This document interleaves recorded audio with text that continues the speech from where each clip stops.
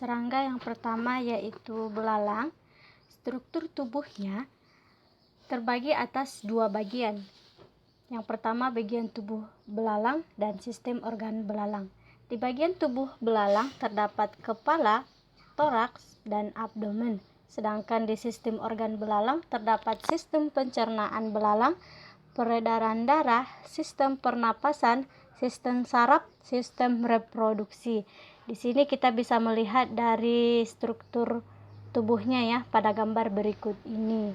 Bisa Anda lihat di mana bagian kepala, dada, perut, dan bagian-bagian organnya ya. Oke, siklus hidupnya. Daur hidup belalang meliputi proses metamorfosis tidak sempurna. Metamorfosis tidak sempurna atau dia juga disebut dengan hermimetabola, yaitu proses berkembang yang melalui tahap dimulai dari telur yang menetas menjadi nimpa dan tumbuh menjadi imago atau dewasa.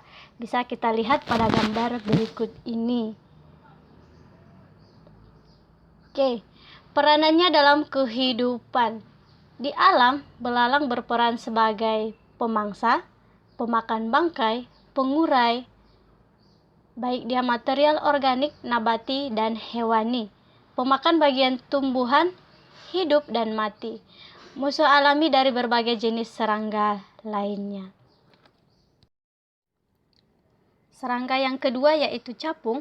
Struktur tubuhnya sama seperti serangga lainnya. Struktur tubuh capung terdiri dari 3 bagian, yakni bagian kepala dengan mata besar, dada atau dia disebut dengan toraks dengan 4 sayap dengan 3 pasang kaki, serta perut atau abdomen yang terdiri dari 10 segmen. Siklus hidupnya bisa kita lihat pada gambar berikut ini, di mana seekor capung akan meletakkan telurnya di dalam air yang kemudian berkembang menjadi nimpa dan seterusnya akan berkembang lagi menjadi capung dewasa. Peranannya dalam kehidupan, di mana dia bisa mengontrol perkembangan jentik-jentik nyamuk, sebagai indikator alami mengukur kebersihan air, sebagai pengendali hawa wereng, dan dia juga bisa dijadikan sebagai bahan makanan.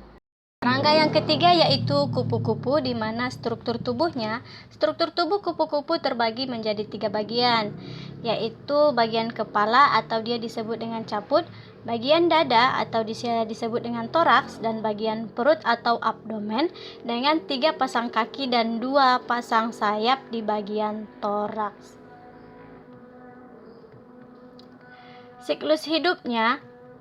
Kupu-kupu berkembang secara metamorfosis sempurna, di mana dimulai dari telur, nimpa, pupa, dan imago atau kupu-kupu dewasa. Peranannya dalam kehidupan.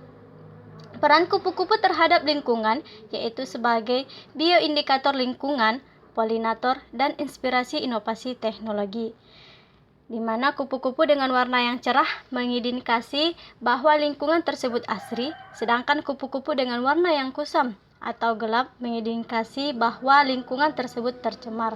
Warna kusam tersebut merupakan bentuk adaptasi yang dilakukan oleh kupu-kupu terhadap lingkungannya, di mana kupu-kupu termasuk hewan yang membantu menyerbukan tumbuhan-tumbuhan yang disebut dengan polinator.